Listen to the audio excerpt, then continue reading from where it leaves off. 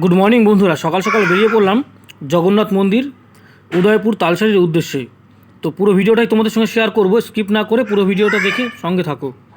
তো আমরা first time এখান থেকে অটো ধরলাম, অটো ধরে আমরা বেরিয়ে পড়লাম ওল্ড দীঘা থেকে জগন্নাথ মন্দির উদয়পুর তালসারির উদ্দেশ্যে।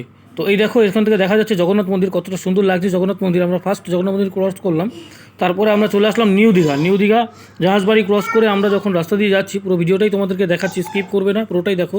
ওখান থেকে আমরা সোজাই চলে আসলাম কিন্তু ফার্স্ট আমরা তালসারির মাছ বাজারটা দেখো কত সুন্দর, পুরো জ্যান্ত মাছ কেবল এখান থেকে ধরে নিয়ে আসলো সমুদ্র থেকে। প্রত্যেকটা মাছ কিন্তু এটা ইলিশ মাছ।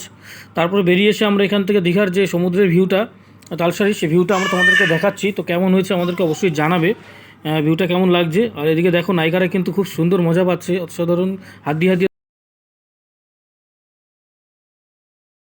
উদ্দেশ্যে। তো গাড়িতে উঠলাম, গাড়িতে উঠে আমরা উদয়পুরের দিকে যাচ্ছি।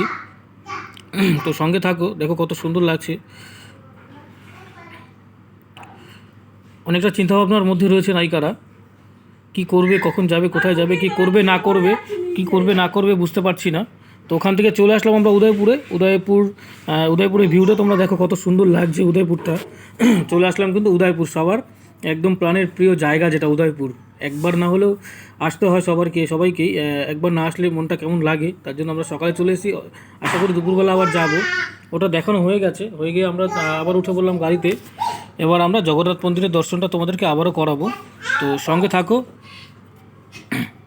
মোটর গাড়িতে সবাই উঠে গেছে, এখান থেকে বেরিয়ে পড়লাম।